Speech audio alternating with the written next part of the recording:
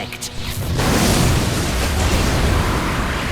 Hello, my fellow Tarnished. I am so happy to finally be talking about Carian Grandeur.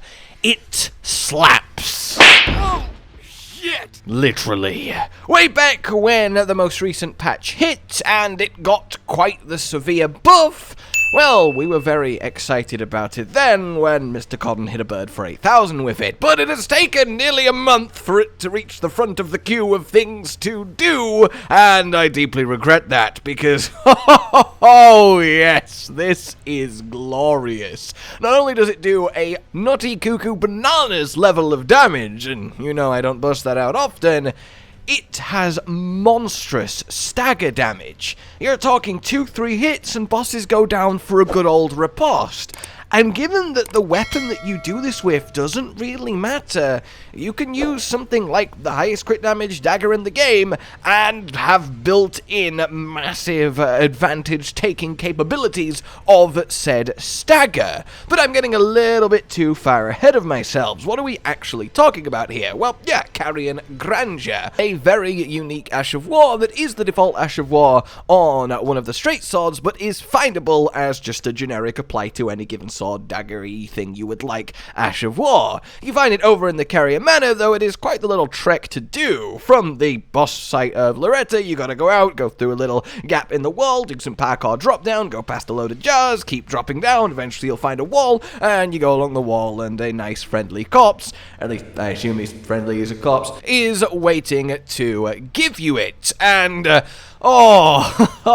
see, the thing is, for me, I have always been absolutely enamored with big magic greatsword. I love big greatsword as a weapon concept, and when Soul Greatsword was first introduced as an actual ability in Dark Souls 2, I just, oh my god. And then it got even better in Dark Souls 3, and in Elden Ring, I mean, a dueler's greatsword is fantastic, of course, but I felt like the other ones were a little bit underwhelming, and Carian Grandeur really does complete the redemption arc here, because being able to grow it twice to 3 levels of charge before swinging down, I mean, it just feels so powerful, and then is so powerful. So how exactly does it work? Well, firstly, only 2 things matter, at least statistically, when it comes to the damage that it does. Your int, so higher int the better, and setting the weapon that you put it on to pure magic. Those 2 things, that's all you need to do, which gives you fantastic flexibility to put this on literally any weapon that can take it and get the advantage of using said weapon. In this case, we are going to focus on the immense stagger damage that this does with the Miskinial dagger to really get those critical hits to pop off. In any case then, yeah, that's the weapon of choice, set to magic with Carian Grandeur on it. You press the button, hold it down, it grows to level 3, and then you slap. So, because it's a chargeable hold-down skill, you can use Godfrey's Icon. And of course, because it's a skill, you can use Alexander's. That's already a massive amount of damage. Basically, anything in the game that can use both Godfrey Icon and Alexander, and there's not many, tends to be ridiculously strong, because those talismans are ridiculously strong. And that is the case here. So, of course, we are using them both. The Alexander's from his questline, and the Godfrey Icon from the jail in Altus Plateau. Then, of course, the Magic Scorpion from the Saluvis questline, an extra 12% damage on it. Yeah, that's really good. And then finally, the Dagger Talisman. This obviously gives us a huge bump to our critical damage, and we're getting critical damage all the time because, again, this does so much stagger damage, and I feel like no one ever really talks about this aspect of it, but it's really important. And there isn't really a better talisman to use anyway, unless you want something like Dragon Crest for PvP, which you probably would want to do because you're not going to be getting stagger crits in PvP. In any case, that's from Volcano Manor. So this is a really nice setup. We also get to use Rogier's Spellsword set, which gives an extra 2% damage per piece for a full 8% extra damage on Magic Ashes of War. You see how this really starts to stack up.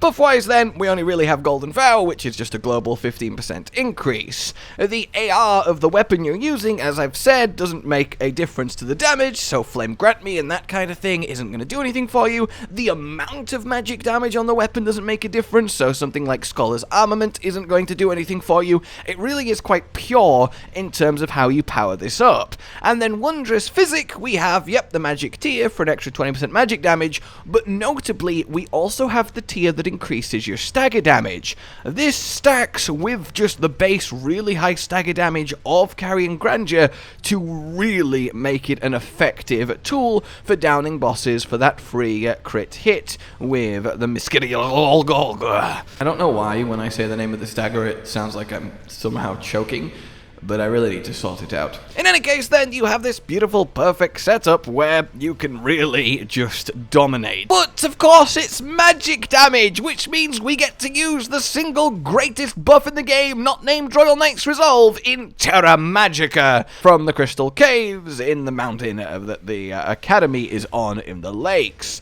This is a plus 35% magic damage, which is obviously potent.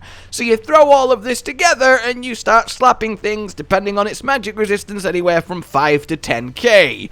Which is obviously a little bit silly. Not that you need to fully charge it, because it can hit easily 3,000 without you going up the levels. Oh, and little known fact with it, you can still use it with no FP, and you'll still do a fairly powerful hit, but just with the weapon that you're using, with no greatsword actually generated, so that's quite neat. And, as I said, it got buffed in the last patch. They increased the cast speed that it comes out, which makes it actually a lot more usable. They decreased the recovery time, again, much more usable. They also increased the damage from the higher charge levels, and they increased its already monstrous stagger damage. So really, they kind of tipped this over the edge, and I feel like it's one of the most powerful yet still underrated Ashes of War in the entire game. And as someone who is deeply into everything magical based, I of course could not resist finally getting to properly play with this, and I am very happy that that time is finally now.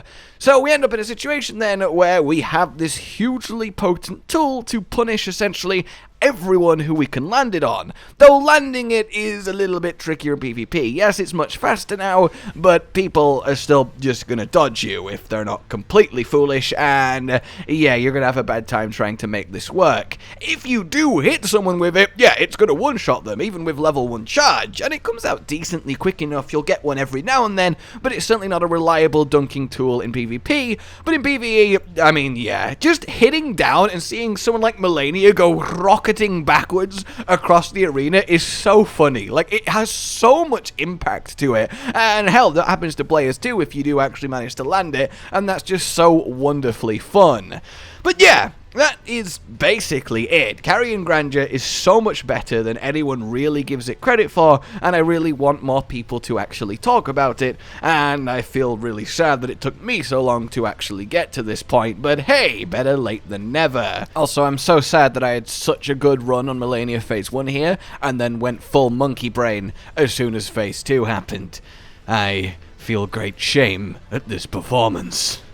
For now though, like you've enjoyed this, subscribe for more, consider supporting the future of this channel on Patreon down below, hit the bell so you don't miss future goodliness that we provide, and until we meet again, a goodbye. Josh, Cotton, and Hollow with the videos, dropping the humor like a hammer on your tippy toes, bringing entertainment on a daily arrangement to take our insanity and turn it into entertainment. Yes, I said entertainment twice, to reiterate that it is nice to look into your faces on a mostly daily basis when you let us in your homes to make the whole world a stage. Goodbye.